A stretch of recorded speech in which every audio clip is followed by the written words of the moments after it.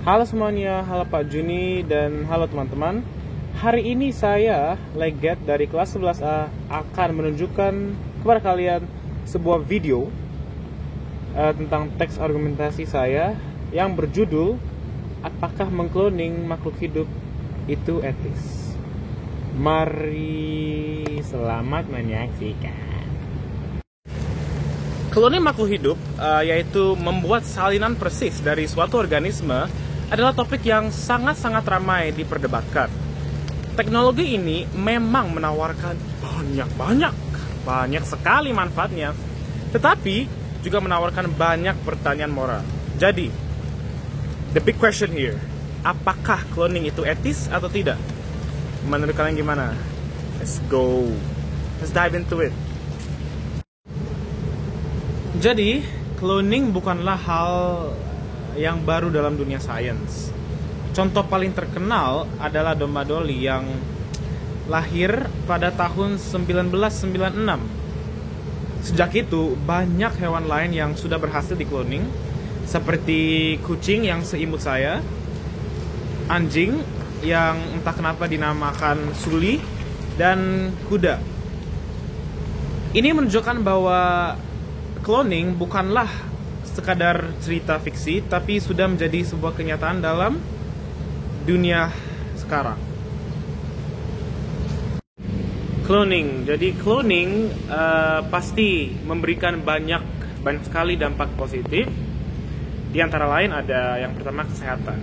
Jadi cloning sel dan jaringan bisa digunakan untuk membuat organ yang baru, yang cocok untuk pasien yang membutuhkan transplantasi. Ini bisa menyelamatkan banyak nyawa dan mengurangi daftar tunggu donor organ.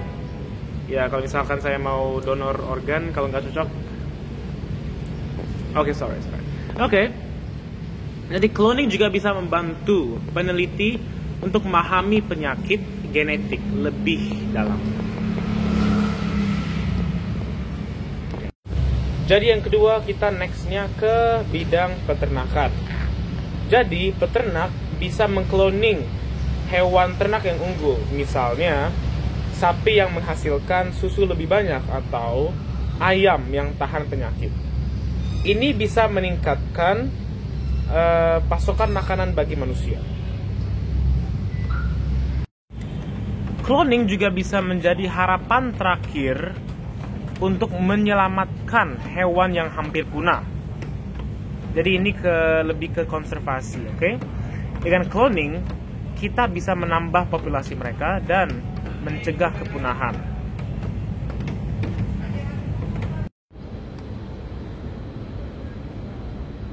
Itulah dampak-dampak positif dari cloning.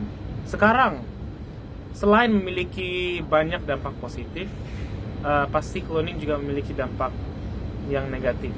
Yang pertama, kita ke masalah kesejahteraan hewan.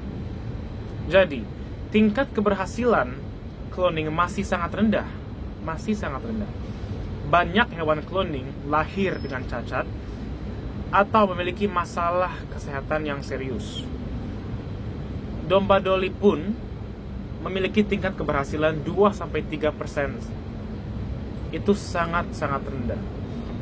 Dan domba Dolly juga memiliki masalah kesehatan dan mati di usia yang relatif muda.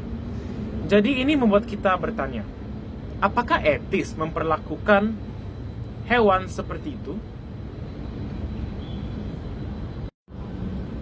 Cloning manusia. Jadi cloning manusia adalah isu yang sangat sensitif. Jadi, jika manusia bisa dikloning, jika teknologi sudah sangat berkembang dan manusia dapat dikloning, apa artinya menjadi manusia? Apa artinya menjadi seseorang yang unik, yang berbeda dengan orang lain? Dan apakah salinan manusia juga akan mendapatkan hak yang sama. Dan ini benar-benar menyentuh banget dasar dari apa yang kita yakini sebagai manusia. Dan menurut saya yang paling menarik adalah potensi penyalahgunaan. Jadi ada kekhawatiran bahwa teknologi cloning bisa disalahgunakan pasti jika ditemukan oleh orang yang salah dan ia mau menggunakan teknologi untuk kepentingan dia sendiri, misalnya untuk membuat manusia super. Imagine saya jadi Superman. Wow, enak sih, tapi itu sangat tidak etis, guys. Sangat tidak etis. Jadi, cloning makhluk hidup tidak bisa dibilang baik atau buruk secara mutlak. Meskipun ada potensi besar untuk kemajuan di bidang kesehatan, peternakan, dan konservasi, ada juga risiko besar terkait kesejahteraan hewan dan etika. Oleh karena itu, penggunaan teknologi cloning harus diatur dengan sangat-sangat ketat dan mempertimbangkan moral. Kita harus memastikan cloning digunakan untuk kebaikan, bukan untuk hal-hal yang merusak. Seperti saya yang jadi Superman. Oke guys, jadi itulah teks argumentasi saya. Sekian dan terima kasih. Ciao ciao.